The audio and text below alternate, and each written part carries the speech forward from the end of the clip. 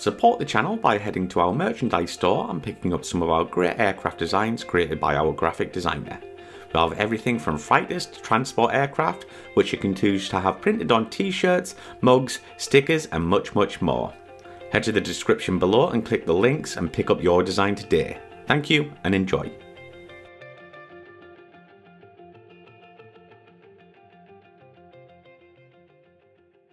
Nugs, how did you become involved in the Iraq conflict? Well, just being part of the Marine Corps at the time, you're going to be involved during when especially OIF. But I first went to Iraq. I went a couple of times before OIF Operation Enduring Freedom kicked off in 2003. I went in the late 90s and the early 2000s.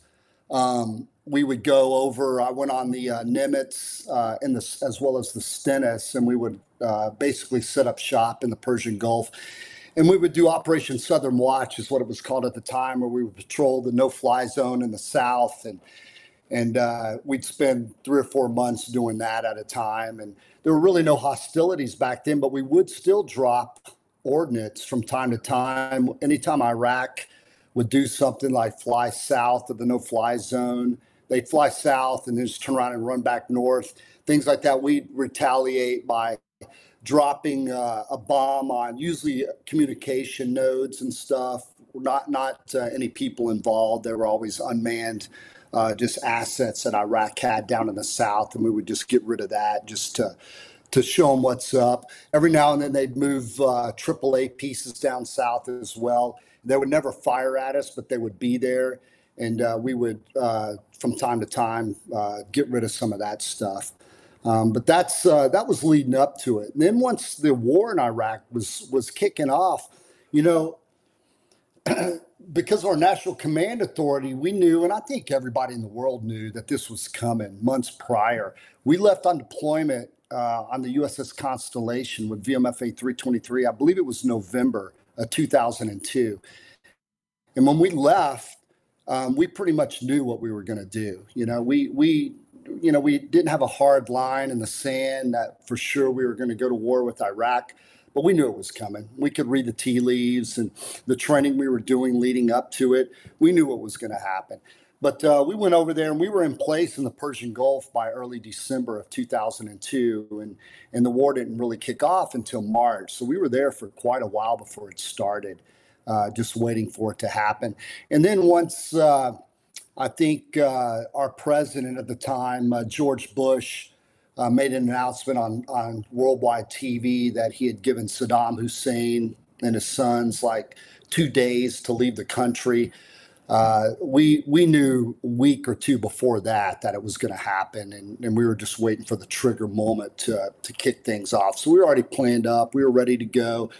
We had pretty much our target sets already set up, and the whole U.S. apparatus at that time, which is a whole different story, was starting to move into the area of operation as well, which it's going to happen once that's going. So what was life like on the boat up into the build-up? Was there like a bit of tension there, or was it just as normal? How did you feel about that personally as well? I don't really equate it to tension as much as it was excitement, because I think at the time, remember 9/11 was just still fresh in everybody's mind, and we were still upset about that. And whether you want to agree or not, the U.S. had linked to Iraq to a lot of the unruly activities that were happening in the world at the time. And we just felt like it was our duty. And we had spent so much time of our lives training to be operational, doing workups before the deployment, all the way to deployment, that we were excited to do what our country had bid for us to do. So tension wasn't really that much, maybe a little anxiety, mainly because you did not want to mess it up, right? You felt anxiety like, hey, they've paid a lot of money to train me, to put me in this spot, and I do not want to make a mistake and let my country down. So that was really the only anxiety we felt. But life on the boat was pretty normal. We flew every day, normal training missions. We were still doing that Operation Southern Watch mentality that I had mentioned earlier. We were still patrolling the no-fly zone. We're still going into the country day in and day out. still performing that mission, leading right up to the time that we started pulling the trigger when the war kicked off. I will say, backing up a little bit, that about 2 weeks prior to the war starting, all the assets of America started to move in. When I first got there in late November, early December, just like all the other times I'd been over to Iraq and the Persian Gulf off a carrier, you almost feel like you're a one-man band. You're the only show in town. You had a few assets out of Kuwait, some stuff with the Air Force out of Saudi Arabia, but the carrier was you feel like you're the only person in town, the carrier battle group.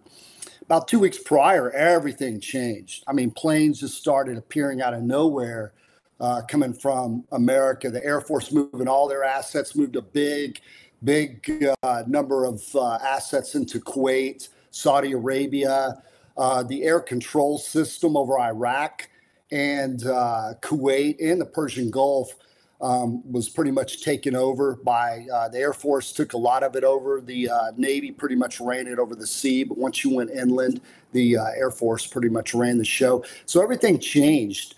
And so you knew, wow, there's a lot of stuff that's showing up over here. So it was kind of an indication to us that things were going down pretty quick. And at this time, were the Navy and, the squadrons themselves communicating with the other services? Or was it, you had one job, we'll get on with it? Or was there, no, we can do it better than you, maybe we can do it better than you, etc.? Or how did that work? No, we all fell under the same command authority at the time. So, no, there was no competition of Right. what we were going to do. It was weird because, I'm a Marine squadron and I'm on a Navy ship. Yeah. Where I came from Miramar. A lot of the assets that were from Miramar, the land-based squadrons, a lot of the the two-seat squadrons, a few of the single-seat squadrons that weren't boat squadrons, started showing up in theater at that point too, and they were down in Kuwait. So a lot of our friends and mates were there as well, but they were obviously living in tents in Kuwait. We were living off the boat, and we can talk later about the differences of that as well. But so no, there was no competition for anything. We all had our set goals. We all were working together. And then once the war kicked off, it was we all worked in real close proximity to each other, and as far as mission planning and everything went. My first strike I led, I was a mission commander on the USS Constellation in CAC-2. And the first strike that I led, I believe was around 14 aircraft, and 2 of them were from the Marines on land, and those were EA-6B Prowlers doing electronic attack. 2 were actually B-2 bombers that came all the way from the United States for that strike, because they weren't keeping those over in theater, right? And then the rest were from our aircraft carrier, other F-18s and a couple F-14s.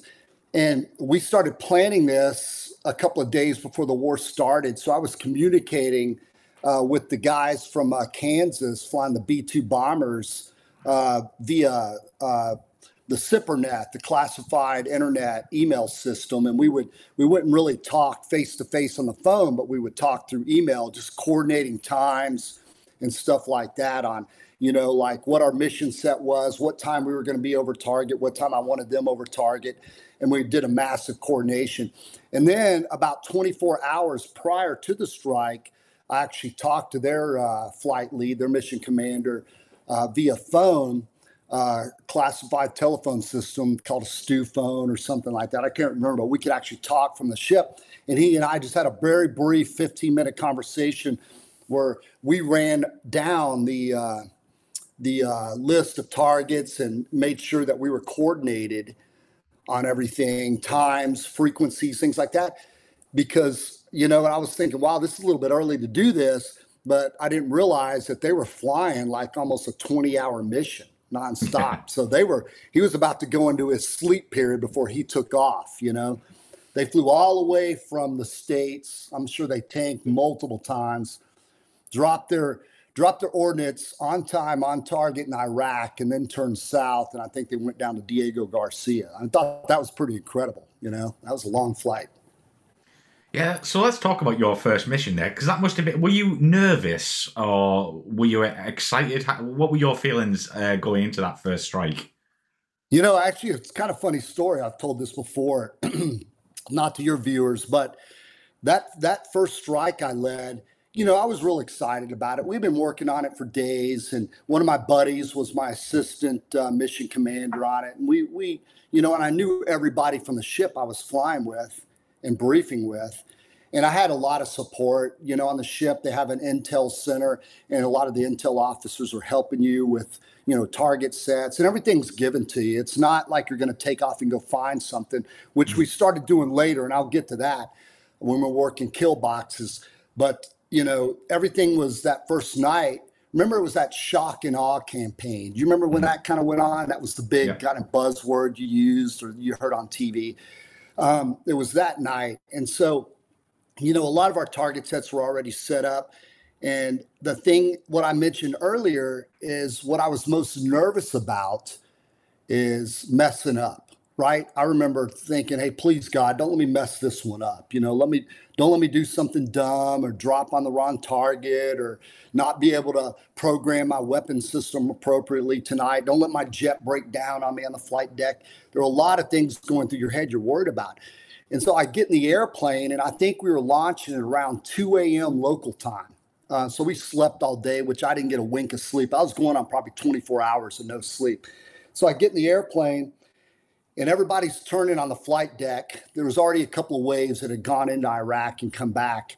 And we have a big packet of comm frequencies. You have so many contingencies, like what happens if I'm shot down? Who's going to come pick us up? What assets are going to come and rescue us? There's just a million things to worry about. And I had a comm pack that was probably literally this thick, frequencies and stuff. And we would always work what we called have quick, which is a frequency hopping system. So nobody can listen to our communications, UHF band frequency hopping. And sometimes that didn't work right. So I was worried about, well, I don't want to get out here and then I can't talk to anybody. What am I going to do? I'm going to freak out. Everything was just, you're worried, right? So I get on the deck and I start my airplane up. Everything loads up right. Everything's perfect, just like it should be. I go through a communications check with all the other airplanes on the deck with HavQuick. Everybody checks in perfectly. It seemed like everything was working better than ever. It was like there was some special switch America flicked once a war started that made everything just that much better. You know what I'm saying? Like it went to 11, like Spinal Tap, that movie. And so I'm like, wow, this is really working good. So I'm feeling good. So I taxi up to the catapult, right? And I'm one of the first guys to go off. And we were going to take off, join up as separate 4 ships, pre-mission tank, go into Saudi Arabia, find some tankers, tank, then go and hold until the timing was all perfect because we got to be in sync with the airplanes flying all the way from Kansas and fly over Baghdad and drop some bombs and stuff. So everything's working good. So I'm taxiing up to the catapult, and it's Cat 4, which is the shortest catapult. So it means basically that the acceleration is just a little bit more, right? Because you want a certain end speed, and the catapult, based on your weight, is going to make that end speed happen. Well, that end speed on a longer catapult is a little more smoother than the short catapult, right? So I'm just all in like id mode. My brain is working on stem power at this point. It's just like I'm just like overwhelmed with everything that's going on, and everything's working, and I'm just like, whoa. So I taxi up to the catapult. It's at night. I look over at the CAT officer. What they'll do is they'll hold a board up with your weight, whatever weight your aircraft is. I didn't even think about it because it's always right? The weight they always give you is pretty much plus or minus 1,000 pounds correct, and you can change it. Well, I taxi up, and because of the loadout I had on the airplane, the gas I was carrying, the weapon systems, I was at max weight for an F-18. And it's rare that you take off at max weight. Now I look over at the board and I see that number, and it dawns on me. I'm like, wow, I'm in a heavy airplane, and I confirm it. And I'm like, yeah, that's the right weight. So I roger the weight board, taxi up to the catapult, and I'm kind of sitting there thinking, okay, what do I got to do next? I'm already thinking like way ahead of the airplane when I get airborne, who am I talk to, where we're going to go. And the catapult goes off, right? And it was such a violent catapult like I've never felt before. The acceleration like was so bad or so good. Or actually, my knees came off the rudder pedals, and I was going down. It's a black of night. There wasn't a moon. And I go off the end and I'm like, whoa. And I'm still standing on the flight deck and I'm already airborne at this point. I'm like, wow, that was really fast. And it freaked me out. I'm like, because it was such a violent acceleration. My initial like little brain stem was like, something ain't right. You know, something's going wrong here. This feels too aggressive. But it wasn't. It was normal. I just wasn't ready for it. I was too worried about everything else because I was at max weight, so I'm going to have a really high end speed. I was on the shortest catapult, so the most violent cat stroke off of it. So I get airborne, and then I'm like, whoa, and you actually decelerate a little bit once you come off the front of the ship. And I'm climbing away, and I'm like, whoa, wow, that was something. So then I'm like, wow, I should be accelerating quicker than this. And then I remember, oh, shit, my gear's still down. So I got to throw my gear up, you know. I'm just way behind the airplane because all I'm doing is worried about everything else. I'm like, God, get your stuff together here. So anyway, I cleaned it up and climbed up. And everything went off with the hitch on that first mission. Everybody was on time, on target. Everything just seemed to work right. Every time I checked somebody in on the radio, they were there. The B2 guys coming out of Kansas, like right at this certain, we had a check-in time airborne. As soon as I keyed the mic and asked for them, they checked right in. I mean, it was just amazing how perfect everything went. And I would say most of the time in Iraq, other than an OSW, during that invasion in 2003, it was like that. Just everything seemed to work just perfectly with the communications, the navigation, the timing of everything. There was very little wrenches thrown in the plane at that point. That was very impressive to me. Yeah, so before we move on to some more missions and what weapons you'd actually be dropping. So when you were coordinating, would you be contacting the B2s, or was it all just planned, you knew exactly where you were going, or would you be on the radio to them, secure radio? No, it was all pre-planned. They had a target set. We had a target set.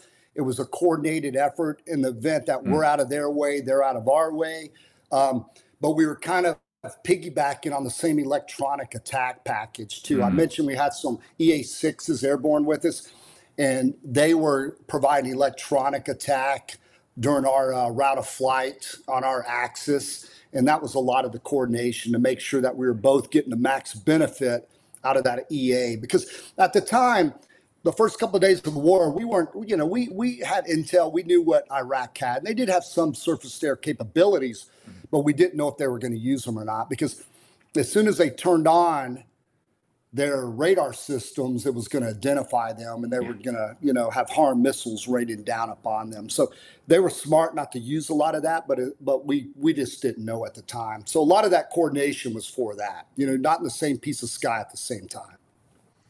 Yeah, and I think our listeners would love to hear in a bit more detail about some of the missions you flew over this time, and yeah, what sort of like munitions would you be carrying and dropping?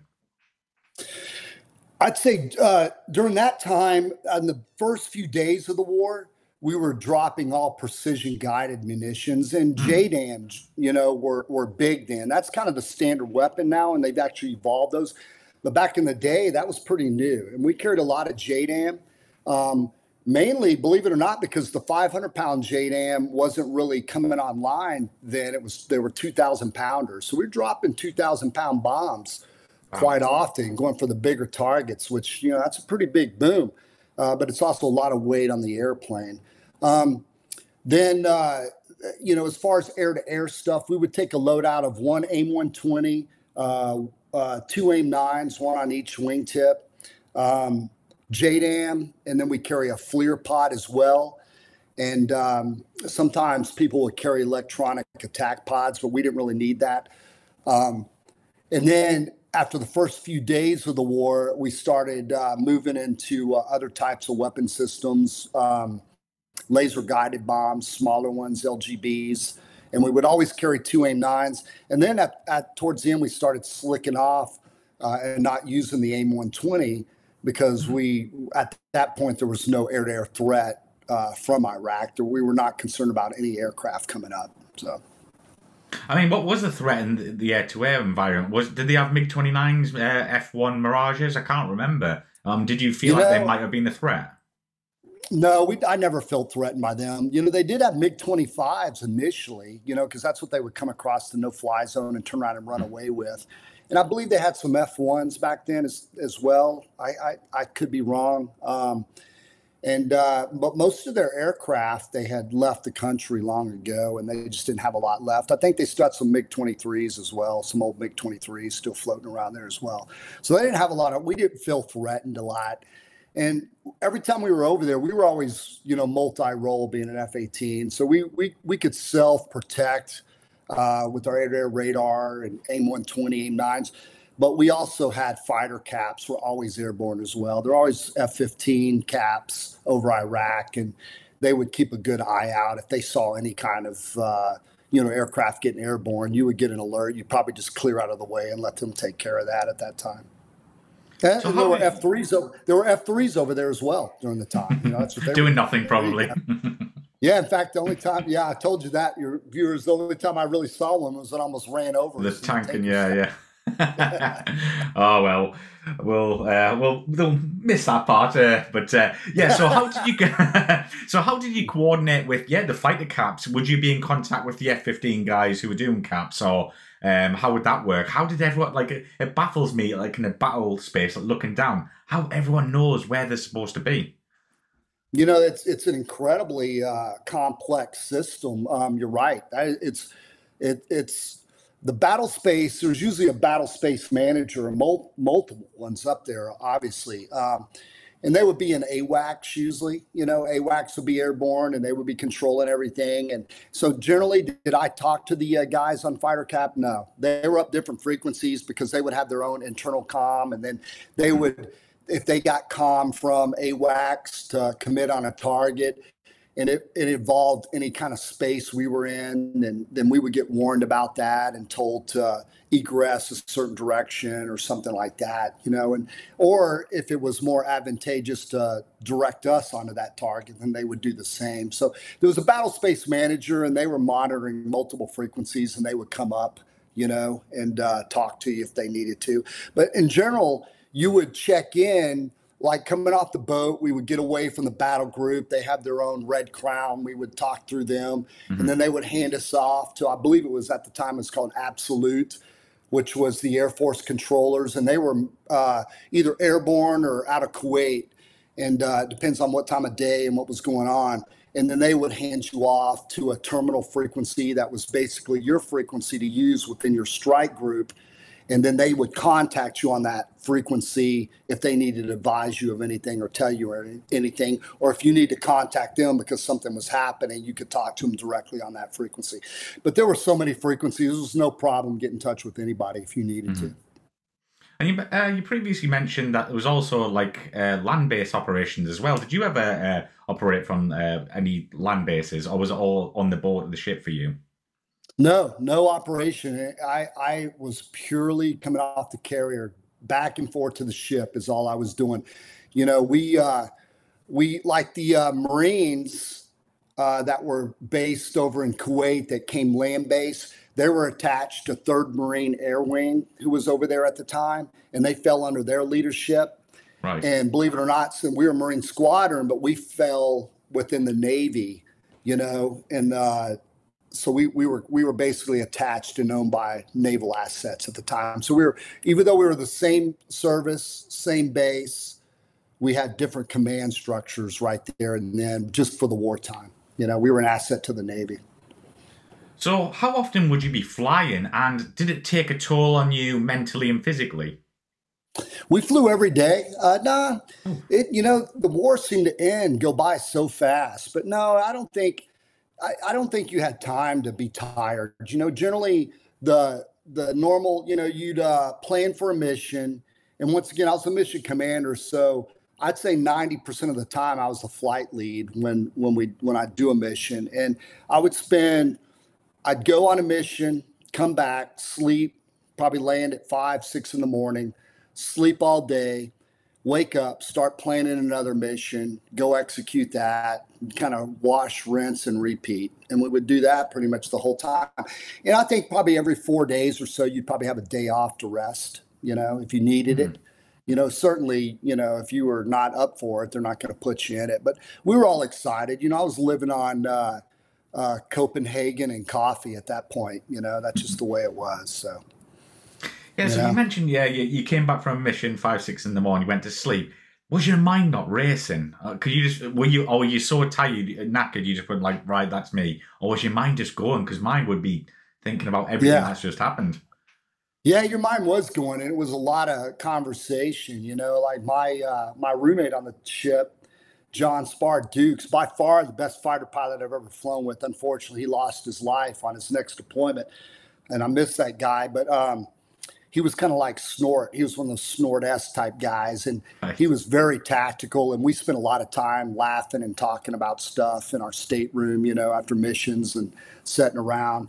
And, at all hours of the night, not sleeping, just talking about stuff. And, so like I said, we were living on very little sleep. And a lot of that was self-induced because you're excited about it. You're excited about the missions and what you're doing.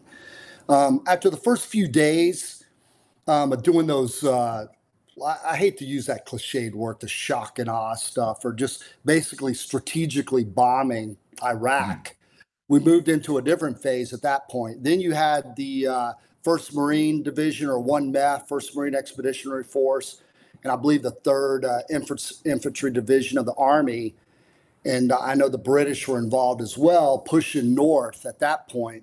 And so things changed to supporting them, right? The first day or two was getting rid of strategic stuff, artillery, things like that. And then supporting them as they move forward at that point. And so then we switched. We actually got to fly a few daytime sorties after that. And that was more exciting, for us to do than flying through the middle of the night, just dropping, precision bombs, going in the daytime stuff where you actually get to see a lot of the targets. And very interesting, we had never really practiced too much of this, but they had divided Iraq into 30 by 30 kilometer zones. And just to use the better word, they called them kill boxes, right? And they were all numbered. And you would go out as a 2-ship, so 2 F-18s, that's it, at a time. And your loadout, you carry a heavy loadout. We weren't carrying AIM-120s in because, once again, we're not worried about an air-to-air threat. AIM-9s, and then loaded with bombs, both sometimes JDAM, but most of the time LGBs. And and sometimes just plain dumb bombs, right? And also, we always carried a full load of 20 20 millimeter rounds in the nose of the Hornet as well. And we would go out, and you'd be assigned a kill box. You check in with the command authority. They would send you to your kill box, and you already knew which one it was because you were pre-assigned it, so you could do some target recce, with some intel and stuff before you went there. And your whole purpose was you could self-designate targets. Anything that was military, Iraqi military, obviously we were way forward of American lines, so there was no friendlies in that area. Anything that was designated as a military asset to Iraq, you were cleared to engage it. And a lot of times we were looking for artillery pieces, APCs, armored vehicles, troop congregations, things like that. And we would target this stuff. And that was kind of, that was a little more nerve-wracking and stressful because, you had a lot of responsibility at that point to make damn sure that it was only military targets you were going after, right? And it was real evident. It was never that was never urban stuff. We were never doing that kind of mission over a city or neighborhoods. It was all basically open depth, and you had predetermined intel where you kind of knew what was there with satellite passages and stuff like that. But we would go do that, and every now and then you would get to shoot the gun in the Hornet, and that was pretty fun to do because you don't get to do that a lot, and you get to see some interesting stuff like the Iraq military was they were hiding a lot of stuff along hospitals and things like that. They would park their armored vehicles like as close to a medical facility as they could, and because they know there's nothing you can do about it. We're not going to bomb a hospital, right? Yeah. And it was just it was interesting to see the way they fought that and dealt with that kind of stuff. A good thing, not a good thing, but probably one of the more exciting things that happened to me during the war happened during the daytime doing one of those. We were, it kind of turned into a crap show, to be honest with you. We're out there.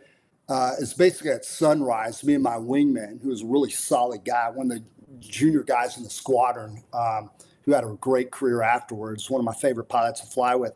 We were out there. He's my wingman. We were looking for targets in a kill box, and we were looking for the Iraqi Republican Guard. We were basically right over the top of them, and we were looking for their artillery pieces because the Marines and the Army were moving north. And, we wanted to make sure those were gone before they got there. So we're overhead. The sun's just coming up. It's like it's not a cloud in the sky. And his FLIR pod was broke. The head went down in the flight. So I had mine, and I was heads down staring at my FLIR trying to identify some stuff. And I told him, I'm like, hey, just keep side of me. I'm going to be heads down. Looking at my FLIR, we're just talking on our aux freak to each other, coordinating stuff. And so I'm heads down flying the airplane, and all of a sudden a shadow comes over the top of my airplane. And, it's funny how your cat sense or sixth sense notices things that, you're just flying along in a bright sunny day. It's really bright out now. It's morning, the sun's up.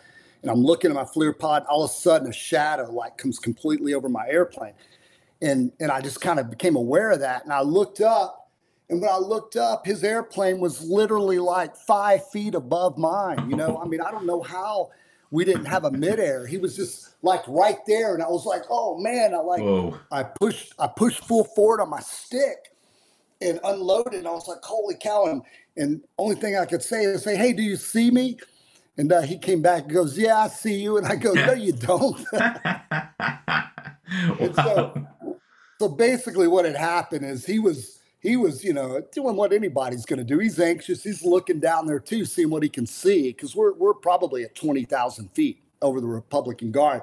And he just kind of lost essay a little bit and drifted. It wasn't like a high pass rate. He just drifted over and was kind of just hovering above my airplane, kind of like this. And when he shadowed me out, I looked up and saw him. And later we had a good laugh about it. Wow, man, that would have been bad if we ran into each other, because we would have both had to punch out right on top of the Republican Guard. I don't know how that would have went for us. But anyway, so after that, we did find some targets. We got rid of all of our bombs, which is good. Then we were told to go to a tanker because we needed gas to get back to the ship. We were going to be the last 2 planes to land that morning because they shut the flight deck down for the day because they got to reposition, maintenance, do everything. We're basically the late night, early morning carrier. So we go to the tanker, and the tanker can't accept probes. It was only set up for Air Force style. They didn't have the capability to do it. So we had no gas. So we ended up diverting into Kuwait, where the 3rd Marine Air Wing was. And it was a beautiful day, but we looked down and there's a sandstorm blowing through. I mean, bad. But from the top down, you could see the field, but horizontal, the visibility was really, really restricted. And I'm like, wow, man. And by now we're skosh on gas. We're both pretty much emergency fuel. Oof. So I talked to the controllers at Kuwait, and I said, hey, listen, hey, we're a flight of 2, we're off to Connie, but whatever. We're declaring emergency fuel. We need to land. And he's like, say minutes left in gas. And so, I did a little quick mental math for Marines and came up with, we got about 30 minutes left of gas. And he goes, okay, well, join the line. There's 6 people in front of you that are lower than you. And I'm like, oh, no. So 6 F-16s were low on gas in the same sense. So we got in a big conga line of planes getting vectored around to land in a sandstorm with hardly any gas. And I'm thinking, this is going to be it for me. I'm going to end up punching out of this airplane because I ran out of gas, not because of anything else. So it worked out. We land, and I let him land first. He was a little lower than me, and we land, and we spent the day in Kuwait hanging out with the Marines. So it was kind of good because we couldn't go back to the ship. The deck was closed. We just went out the next night. We just sat around there all day. Yeah, so just on a side note, so yeah, when you land, you all just hang out like it's normal, Like, or do you talk about, what you just done, or is it like, come, let's go for lunch or dinner or whatever? Well, how does that work? A little bit of both. A lot of times people are resting and they're in their battle rhythm, right? Mm. And so we land and we don't have anything. All the people on the ground all have, they carry around what they call mop gear, basically hazmat suits or chemical warfare suits and Yeah. gas masks with them while they're walking around because there's a real threat of a gas attack, right, by Iraq. They were into doing weird stuff like that. So we didn't have anything. Me and my wingman just had the flight suits on our back, and so we go walking around, and we run into people we know, and we're chit chatting, and then we go over to the chow hall to have lunch. Funny story. Me and my wingman are eating lunch, sitting in the chow hall, and it's packed, right? And everybody, we definitely were the people that were different. We didn't have patches. We didn't fly with patches or anything on our flight suits. We All just right. showed up there. And so we don't really know where to go, and people are helping us out. A buddy of mine from 3rd Ma, another Hornet pilot that was laying base, I rented him. He took us over there. So we go sit down to eat, and me and my wingman are sitting there eating, and all of a sudden they have a alarm or siren goes off, which is a potential for a gas attack. They think there might be a Scud missile coming towards the base. So everybody in the entire chow hall, is probably 200 people, everything goes silent. Everybody pulls out their gas mask No and way. throws them on. And everybody's sitting there in dead silence in this room with gas mask on. And me and my wingman are just sitting there looking at each other, just like I am right now. Just we have nothing. And we're just looking. And I know, I think we all know. I'd been flying. This was like day number 5 of the war, maybe 6 even.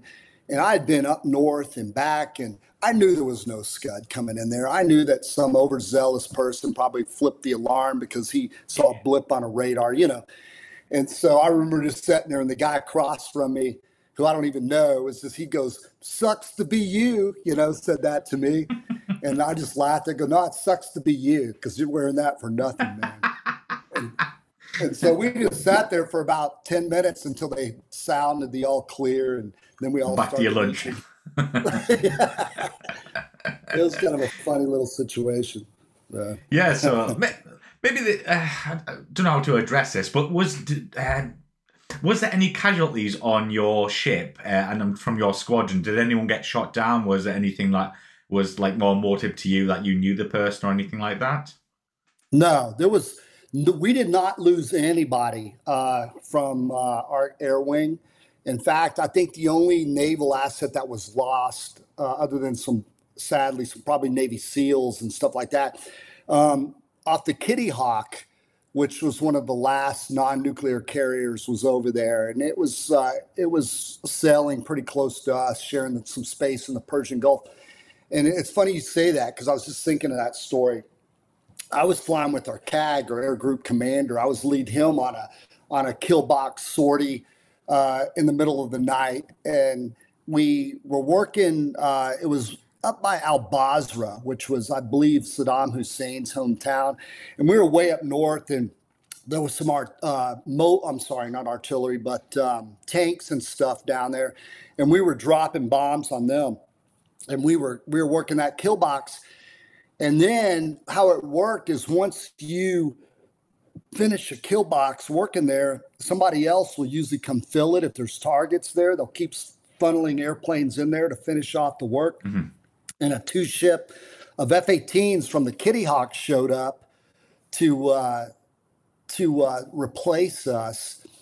And I had did a quick there's a common freak for each kill box, and they checked in, and I gave their flight lead a quick update and said, "Hey, listen, this is kind of the targets that we're working. Here's the direction they are. Here's the points, and here's what we're seeing now," things like that. Gave him a quick intel, face-to-face, kind of over the radio brief. He's like, "Got it." So me and my wingman, who was our air group commander, leave the kill box, and we're going to go back to the ship at this point. It wasn't 5 minutes after we left the kill box that we hear the calls on guard That's the 121.5 or 243.0, the frequency that basically is an emergency frequency that everybody can monitor, right? Comes up and it's talking about aircraft down in this vicinity. And that was the kill box we just left. And I'm like, what the heck is that all about? And there's nothing we can do at this point because we're low on gas. And there's on-scene commanders coming in. I mean, it was the whole apparatus came in. And turns out, we didn't find out till we got back to the ship that one of the F-18s that checked in to replace us was shot down immediately when they got into that kill box by an American Patriot missile. So it was a blue on blue. So their squawk, their mode 4, that the Patriot system interrogates, for whatever reason, wasn't working on one of the F-18s. It was a junior wingman. And so I think it was in auto mode. I don't know what happened, but they launched a Patriot missile at him, which is a death dart. You're going to die when that thing's coming at you. Ended up taking out one of those F-18s literally minutes after we left the kill box, which kind of raised a hair on my back. I'm like, I'm glad my mode 4 worked, and this poor guy, And a lot of things changed after that, because you may remember, but GR4 from the RAF was shot down by a Patriot missile over there as well when we were there. So the Patriot batteries were being a little bit too antsy. They weren't worried about enemy airplanes. They were worried about Scud missiles, gas attacks and stuff like that. And so they were very trigger happy, had everything set up that way, and not, the big picture wasn't resonating as well. And I think they fixed all that, but unfortunately, 2 good British crews and an American had to die for it. So that was Yeah, absolutely. I mean, some great stories there, Nugs. But overall, how did you feel about your time in Iraq? I mean, were you proud of it, or do you still reminisce to this day about it? Obviously, we're talking about it now, but do you speak about it to friends and family?